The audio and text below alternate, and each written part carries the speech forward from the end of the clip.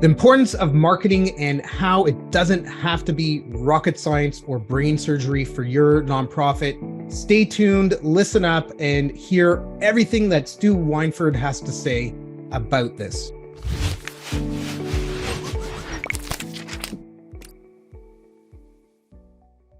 Welcome to the Nonprofit Digital Success Podcast. I'm your host, David, and in this episode, I've got Stu Swineford, a digital marketer, fellow podcast host, author, marketing coach, and Mountain Fellow. Stu has seen it all, serving purpose-focused leaders for over 30 years of marketing. He helps take marketing off your plate and elevate it to the next level so that it transforms strangers into stakeholders. Stu, thank you so much for joining us on the show today. How's your day going so far? So far, so good. It's really great to be here today, David. I appreciate you having me on as a guest. Yeah, absolutely. Thank you for joining. And so I heard that you have a little story about coming home and there being a coyote in your living room. Yeah. What's that about? Well, my wife used to do wildlife and domestic animal rescue stuff, and we would have a variety of critters on our property from time to time. And one day I came home from work and there was a coyote in our living room that she was rescuing. This was a cute little coyote pup named Jenny. She was orphaned or something. She was found abandoned. And so we raised her up from a pretty young age to where she could be released back into the wild. And she was, kind of like a really misbehaving dog for the most part until we got a second coyote pup that had been out in the wild a little bit longer. He was about the same age as Jenny. We called him Franklin because he came in just filthy, and I believe his mother had been hit by a car or something like that. And so he was rescued by some kind people, and he was a lot crazier than Jenny just because he'd been out in the wild for a lot longer. We eventually were able to take both of them down to a little town called Del Norte, which is in the southwestern part of the state. So we drove them all the way down to Del Norte, where they were continued to be rehabbed into kind of adolescence and were then released into the wild. But yeah, it was always fun. You never knew what you were going to get when you walked through the door in terms of critters in the house. It must have been fun for any friends or family that you had come over. There's just like random animals sitting there. Yeah, it was fun. At one point, Rach was kind of the premier cottontail rabbit rehabber in the state, probably in the country. She was just amazing at it. We had a really good location for that, in that cottontails, when they're babies, they can actually be kind of literally scared to death.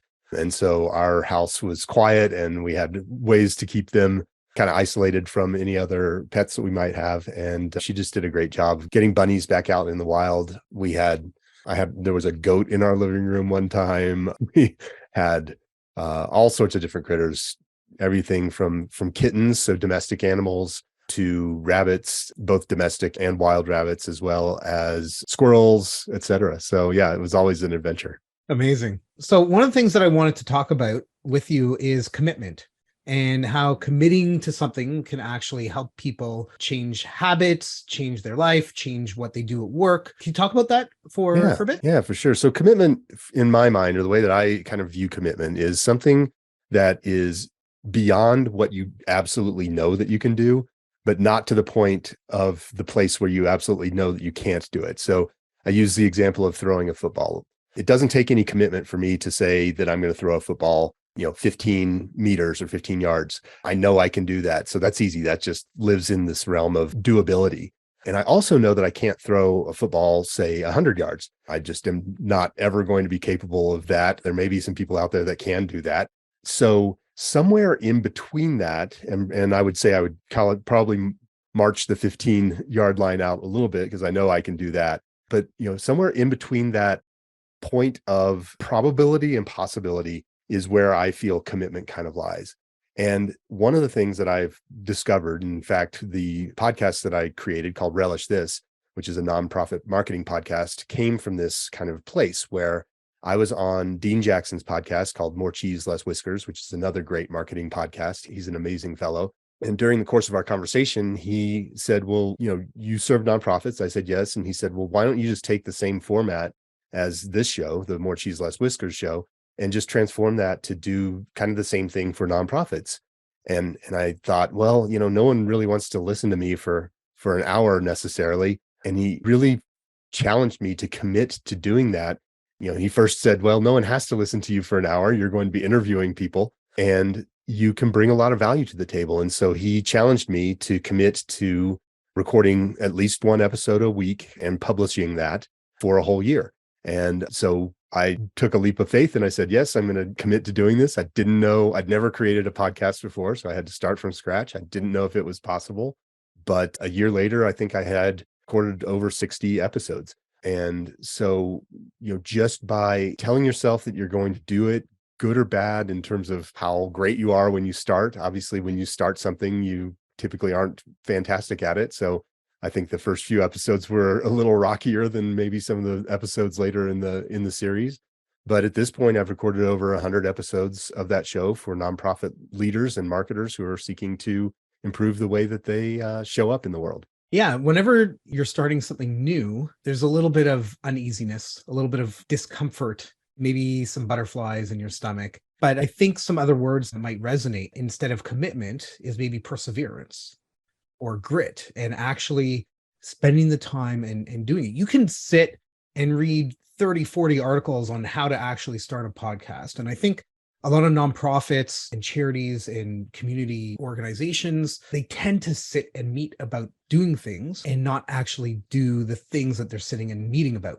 And it's important for people to take a moment and go, okay, how can we actually start this? What is that first step that we can do? And yeah, nonprofit, ABC, whoever's listening to this, if you want to start a podcast, for example, pick up your cell phone, hit record, and just record it. Make it happen. Whether you use it or not, it's a different story, but you've got to start with at least the first recording and go, okay, I goofed this up. No problem. You can edit it just like this, right? I can goof up a word right now and we'll just cut it out, right? Totally fine. Nobody cares, right? But have some kind of value that you bring to the conversation. You want to strategize a little bit and have some thought and idea put into what you're going to do before you actually do it. So you have some guiding principles, but you've actually got to take that first step. Yeah, it's funny that you mentioned that. I just started trying to create video. I've committed to creating at least 3 videos a week for the next 2 months. Those are going to be probably short form to start, but a couple of things. The first is this desire for perfection and really getting comfortable with the idea that there really is no such thing as perfection. All of us who are desirous of delivering value and being great have a tendency to overthink things, as you mentioned, as well as to get really nervous about the fact that it's not perfect or even great. And some of the videos that I've been recording lately, I really got frustrated with because I'm just not comfortable with it yet. I just got started doing that. And I'm more of a behind the camera kind of guy instead of in front of the camera kind of guy. So it's going to just take some time for me to get better at that. And 2 things about that. The first is you don't have to be great when you start because no one really expects you to be. The second thing is you really don't have an audience when you start either. So no one's going to see those first few at-bats that you're undertaking there. And so, yeah, just hit record. I would suggest that actually putting it out there in the public realm is a good thing. Like I said, there's not going to be anyone looking when you start, so don't worry about it. And then this idea of perfection, this desire for perfection, that's great. However, the perfect is, as they say, the enemy of done. So certainly just making sure that you're getting stuff out there and taking action. And that's a big part of my podcast, Relish This. It's a question I ask at the end of every show to all my guests is, if you had our audience take one action at the end of listening to our episode, what would that be? So I recommend, just getting out and getting something done. Yeah, the idea that you can achieve perfection is a little bit absurd to me. And it's tough, right? I work in the digital realm in design and development with our agency at Wow Digital, and we want to deliver the best possible product for our clients. We want to make them absolutely perfect, and our clients love the work that we do. There's things that we notice because as designers, you want everything like absolutely pixel perfect. The clients don't necessarily notice that. So if you take that kind of mentality and go, okay, like I noticed this little, you can hear me breathing when I'm talking, right? A lot of people don't want to hear that. What can you do? Well, there's some algorithms you can run on it and things like that to try to pull it out a little bit. But there's the idea and the notion of good enough. right? So what does good enough look like to you? And you need to be comfortable with that. Yeah, especially in the digital world, this stuff isn't printed. It's not carved in stone. You can always go back, and if you have a different idea, you can always go back and re-edit. You can reuse that content and actually leverage mistakes or leverage, the change in the marketplace, in the space, as opportunity to do something new. So, I would certainly suggest in the digital realm to be comfortable with good enough, for sure. Yeah, digital space, it's all malleable. You can update it anytime. You're not printing 50,000 physical annual reports and sending them out, right? You want to make sure the financials and stuff are perfect. Obviously, there's things that need to be spot on, but you can always change them. You can always update it. You can tweak it. You can do all of that type of stuff. And like you just said, Stu, learn from your mistakes or your missteps. Maybe that first episode of your podcast or your vlog or your TikTok account or whatever it is, maybe they're not that great. That's okay. Work on it, practice it. You'll get more comfortable. You'll do better over time. And that's totally fine. Take a break for a day and do it the next day. If you're getting too frustrated or upset, it'll all be okay. It's totally fine. Having said that, as I mentioned a little bit earlier, you need to think about strategy, right? What is that? And from your point, Stu, why should strategy come first?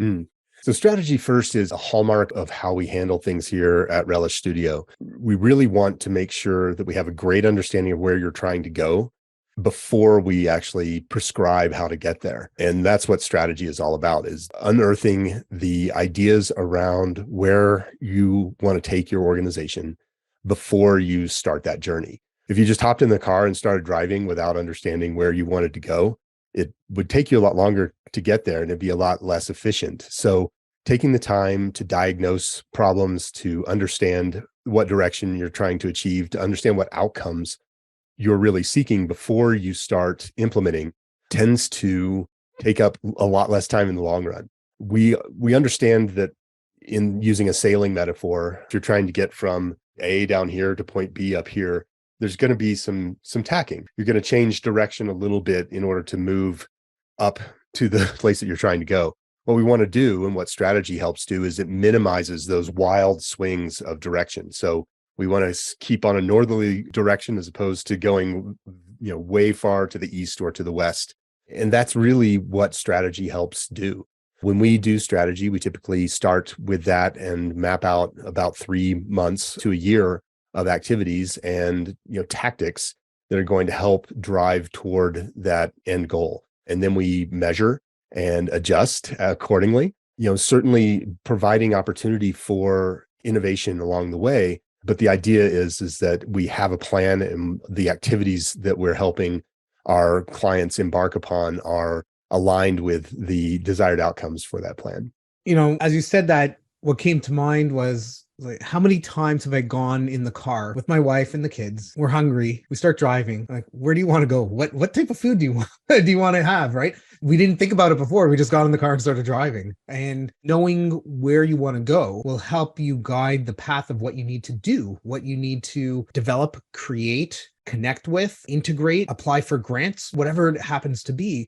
You need to have that focus and that vision down the road of, all right, this is what we want. This is the ideal situation or the ideal outcome, so that you can really put together the plan.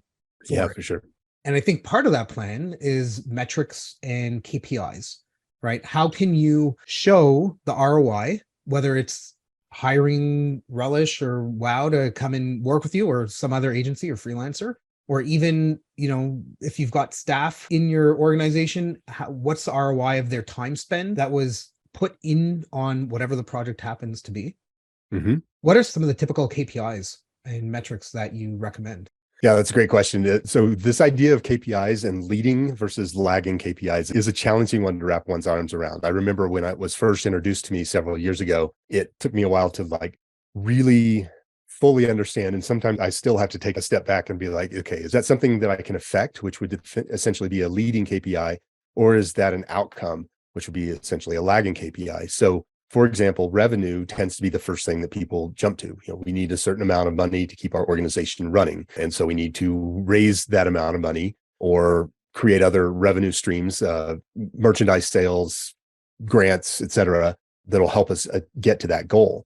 But just measuring that goal is what's called a lagging KPI, because you can't actually affect that particular input. It's an output as opposed to an input. And so what we really try to focus on is where can we get to what we would call leading KPIs that drive toward that revenue goal. So for example, if you have a revenue goal and one of your inputs for that revenue goal is corporate sponsorships, great. We need to get 8 corporate sponsorships of $50,000 each to reach our goal of 400 grand. Ooh, I did that math.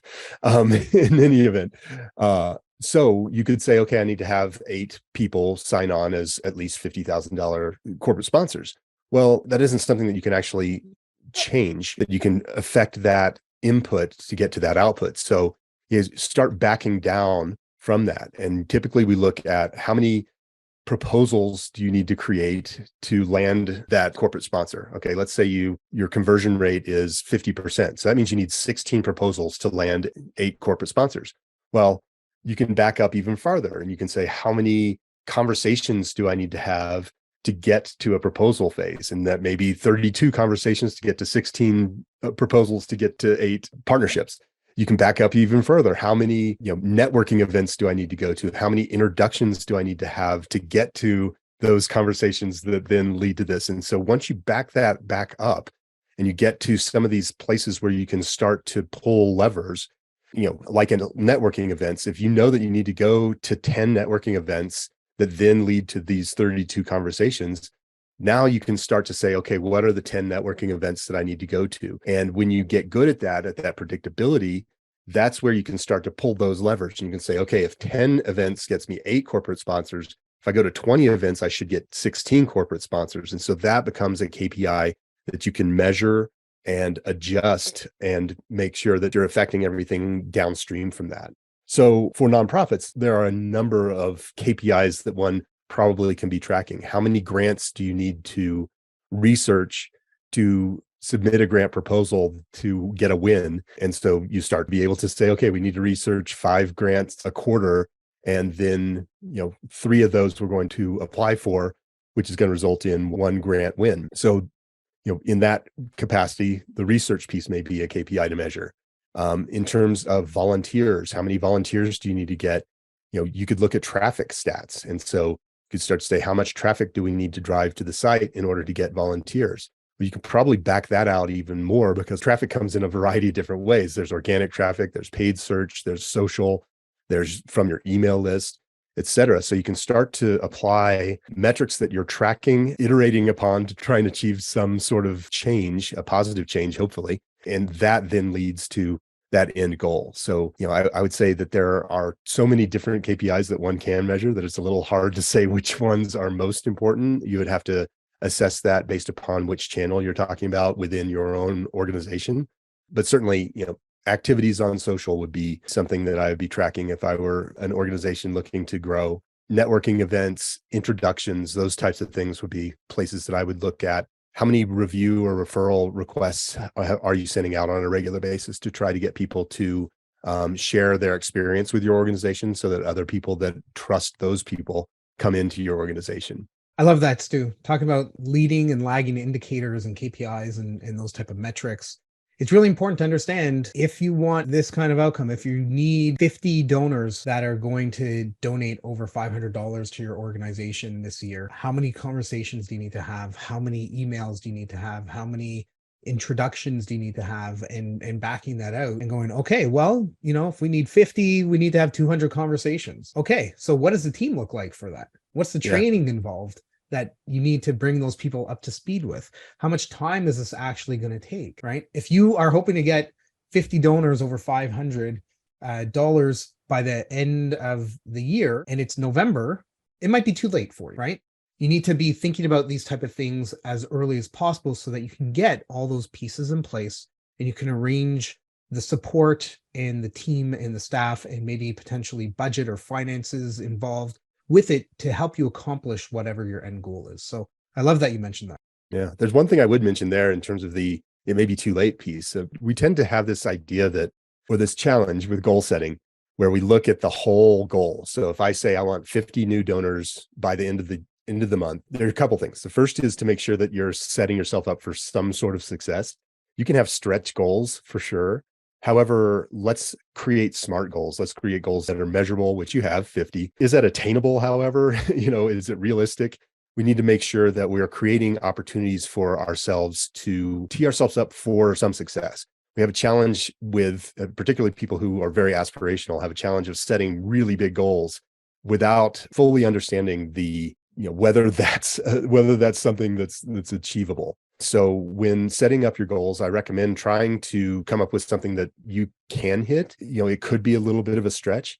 Then the second piece is to not get discouraged if you're not going to hit that goal. We tend to have a problem with the idea that if I can't get all of it done, that I'm just going to do none of it, right? And so if I say I want 50 donors by the end of the year, let's say that is an achievable goal, but maybe I'm not tracking toward that as effectively as I would like. I have a tendency, or people have a tendency, to just abandon the entire effort as opposed to really celebrating how far you've come. And so that's something I definitely want to make sure that everybody look at is, if I get to 45, that's not failure. That's just, you didn't go quite as far as you wanted to, but 45 out of 50 is amazing. 40 out of 50 is amazing. And so really, getting to that point where you allow yourself to be happy with the progress that you're making. The other thing that we tend to do is in the celebration pieces, once we get close to 50, we tend to push the goalposts out. That's something that's very common in the entrepreneurial space. Leadership tends to do this all the time. They get all excited about, oh, wow, we're going to knock this out of the park. So let's move the park boundaries out. And then they never celebrate. And so all of a sudden you look back and you're like, yeah, we got to 70, but our goal was 80. And it's like, well, wait, our original goal was 50. So just make sure that you're celebrating from time to time. And one way to do that is to go ahead and start celebrating at like the 95% of the way there. Just go ahead and have a celebration, and then you can move the posts. But allowing yourself and your team to experience the joy that's associated with achieving goals is really important. Absolutely. I mean, we do this in our businesses all the time. We achieve something, we launch a project early, we hit financial goals or whatnot. And it's important to celebrate those milestones, whatever it is that you're doing. If you're looking to get 300 followers on your Instagram account, right? Every mile at 100, celebrate. At 200, celebrate. At 250, celebrate. At 300, celebrate, and beyond, right? And make that part of your daily activities. So as you're tracking, or your weekly activities, as you're tracking the metrics, go, you know what? Last year, we only had 20 donors over 500. We're already at 35. Like, this is incredible, right? Be proud of the work you're doing. And honestly, a little pro tip, work that into your messaging, your marketing, as you're talking with them. Like, look at the growth that we're having this year. We've got 35 donors over $500. We'd love for you to join this elite club of donors that care about our organization. Come and help us, and let's celebrate more, and create whatever the impact is that your organization is doing. So I think I love that idea and that notion. Absolutely. One of the things that I just want to take a moment and pause and talk about is SMART goals. So SMART is an acronym. It's specific, meaning set real attainable numbers with real deadlines on it. M is measurable. So make sure that your goal is trackable in some way, shape, or form. It could be maybe, like you just said, I'm going to spend the next 2 months and I'm going to produce 3 videos a week, right? That could be it. It could be spending an hour a week reviewing your website analytics and tracking page views or visits or bounce rates or whatever it is that you want. The A is attainable. So working towards a goal that's challenging, but not too far out there, kind of like what you were talking about earlier, Stu. R is for realistic. Be honest with yourself. Know what you're actually capable of doing, whether it's just you or your team, or maybe have a vendor or supplier that you're working with. Make sure that it's actually realistic.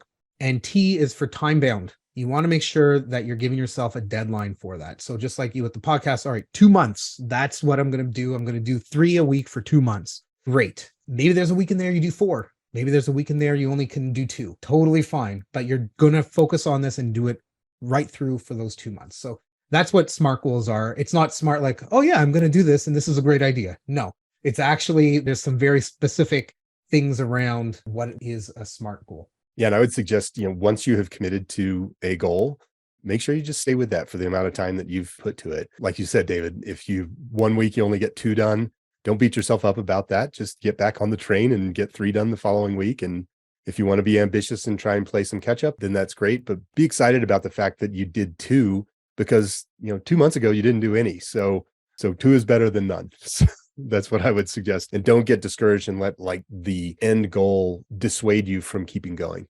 I was watching a video, I don't know, a couple of weeks ago. It's probably a really old one, Gary V. People like him, people hate him. It doesn't really matter. But what he said, I thought was really inspirational, is that he goes out into the world and he has this abundance mindset, right?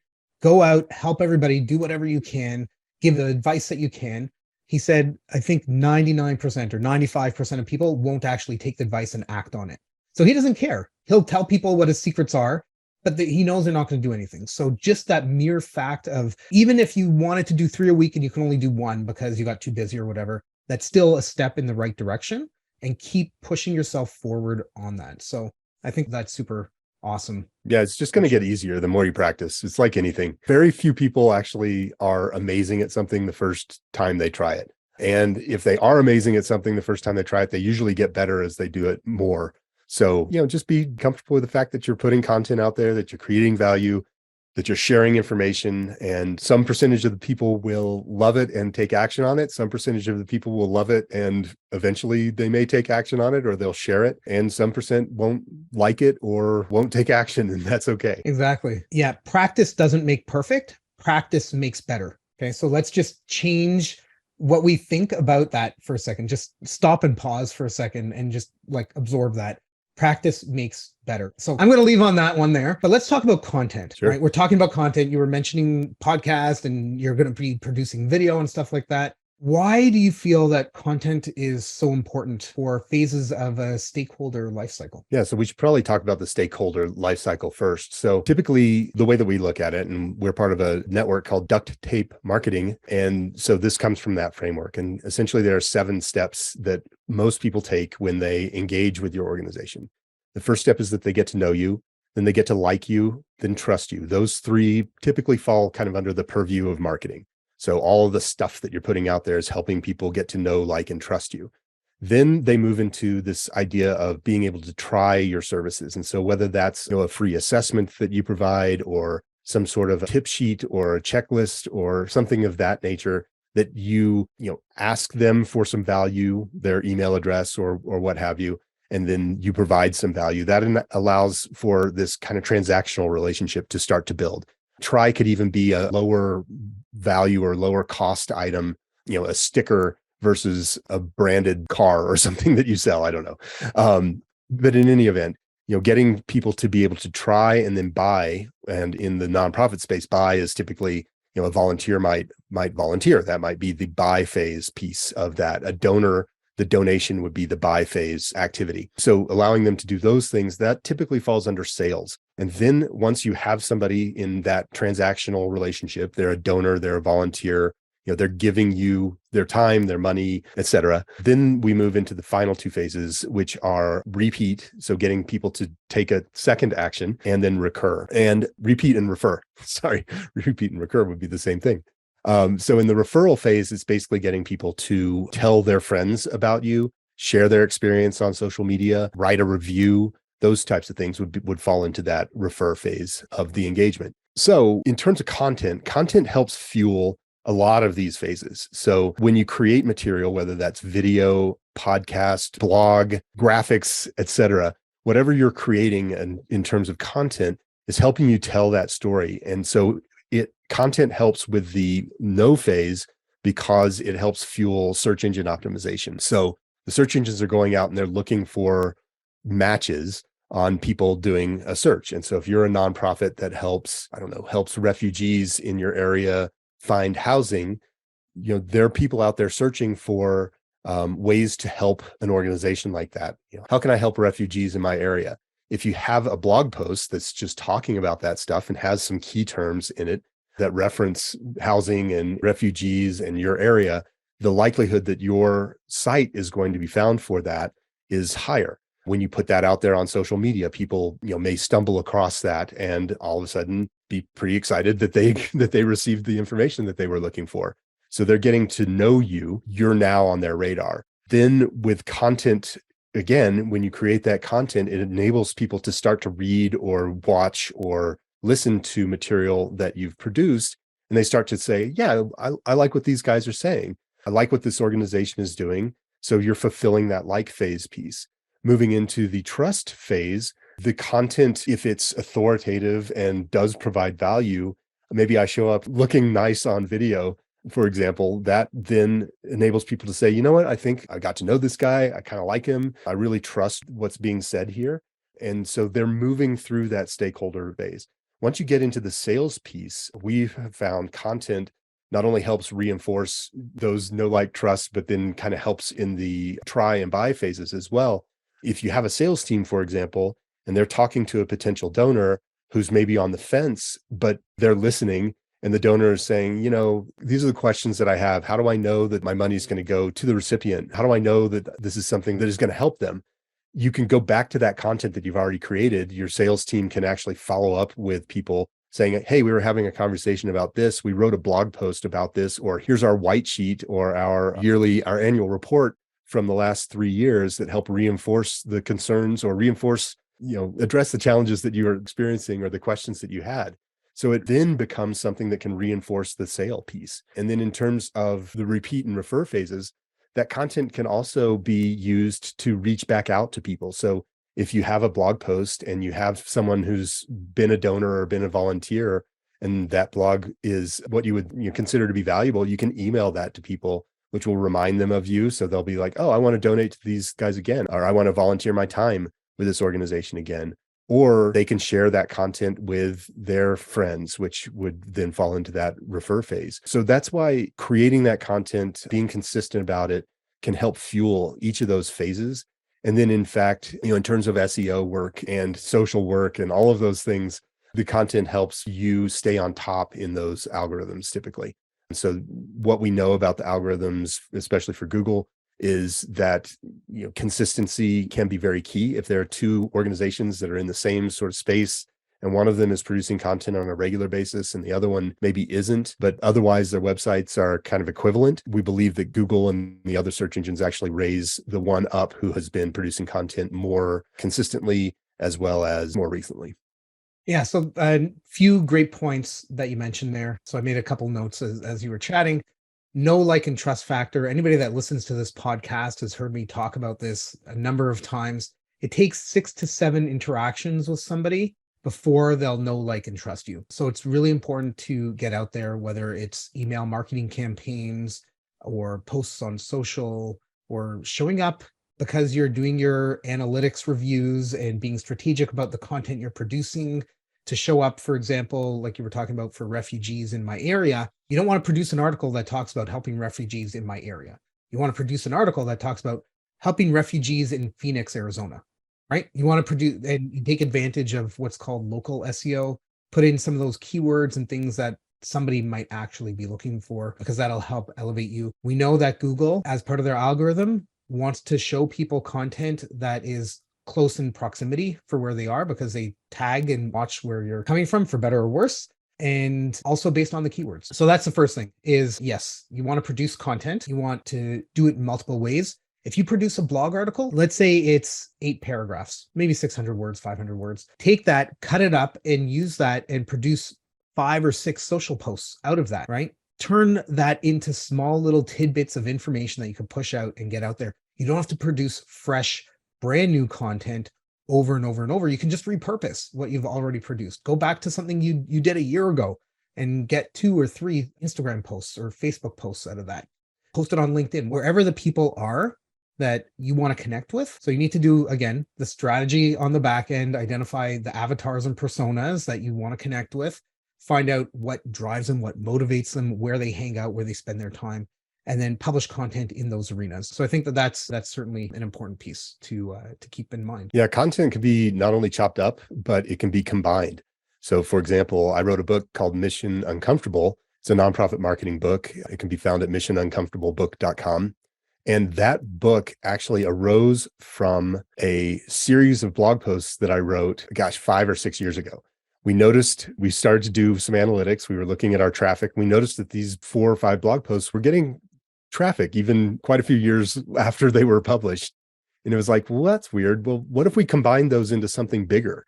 And that then, it started out as let's just combine them into one thing that we can use as kind of a giveaway. But, of course, I wanted to expand on that. So I expanded it into what's a short book, but a fun book nonetheless, I think, or a helpful book for nonprofits. But essentially, when you create a piece of material, you can look at it two ways. The first way is what David just described, chopping it up into smaller pieces that you can then leverage on, say, social media in a series of posts about this one piece of content. So let's just say a blog post. The other thing that you can do is start to look at similar blog posts that you could lump together into a bigger piece of content. So it can go kind of both ways, both up and down that continuum. The other thing that you can do is if you have a bunch of blog posts that are all about, I have a bunch about coaching, for example, we're going to combine those into what's called a hub page. And right now, the search engines really love hub pages because they are a central repository for a lot of topical information. So if you can start to just create content on a regular basis, then go back and look at that content and see where there are content themes, you can bulk that content into these hub pages or into, more value exchange ebooks or things like that. So that's another reason why content and being consistent with content is so important. Absolutely. I think that's really key. Google is the number one search engine out there, followed by another, Alphabet. So Alphabet owns Google. They also own YouTube. YouTube is the number two search engine out there. I'm presuming you want to take advantage of that, which is why you're looking at doing video and video content. And I would hope, Stu, that you're thinking of publishing video out in the YouTube realm as well to take advantage of SEO, because every video you put up there, you can put a description, you can put links back to your site and all that kind of great stuff. Mm-hmm. Why, in your opinion, is video so important for nonprofits to start venturing into? Yeah, video it's a really powerful opportunity. And you hit on one of the main reasons, which is that the second largest or most popular search engine out there is a video platform. People also over the years have started to engage and appreciate video more. As internet speeds have increased, it's opened up a lot of opportunities where, 15, 20 years ago, video was not as important because we just didn't have as universal of high-speed internet everywhere. However, now things have changed. Our attention spans have dropped a lot. People don't seem to be reading as much as they used to. And depending upon what your audience is, or who your audience is, your personas, like you mentioned, David, video can be a really powerful tool to get your message in front of them and get them to engage with your services. The other thing that's nice about video is it can be transcribed, it can be turned into a blog post, it can be turned into audio. So when you start with video, it potentially gives you the opportunity to repurpose even more effectively and more easily. We actually have a process over here at Relish where we do content marketing for clients, where we're actually writing blog posts for them, repurposing videos for them, doing some of that editing, et cetera. And one of the parts of that process is a lot of our clients don't feel like they have the time to write an outline, for example, of a blog post that they'd like for us to produce. They're the material experts, so they're the content experts in their field. We have them craft a video. So take 6 to 7 minutes or less, however long it takes, and just record a video. If that recording is of a high enough quality, we can use it on YouTube. We could use it on their site in video form, but then we can also take that direction from that video and potentially use it as audio, potentially use it as a blog post. So the idea is that they're giving us content direction in a video, and it's really easy or routine, I guess, to turn that into other types of materials. It's so easy to hit record if you're comfortable with your topic, to just sit and talk. Like the conversation we're having, Stu, I feel like we can probably talk for another 3 hours about this, right? Like this is what we do over and over and over. We could, talk about this and drop all kinds of gold nuggets and info bombs on everybody here. But doing the recording of the video, super great. Transcribing it is even better. For our podcast, we have a full transcription of every episode. One of the main reasons is there's accessibility and that side of it. But the other side is for SEO. We actually put that transcription as live text on our site. There's so much rich content in this thing,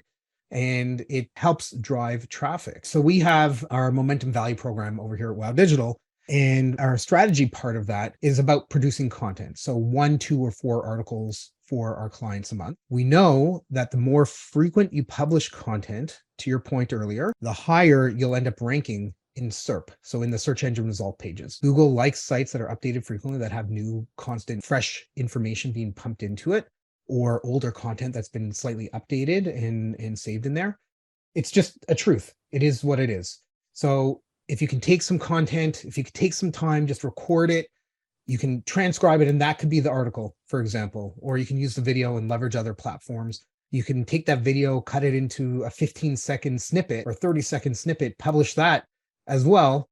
And there's so many amazing things that you can actually do with it, like Stu was talking about. Yeah, you can take a long form video and chop it into, I believe on YouTube, it's if you can get into less than a minute, then you can be in what they call them shorts, right?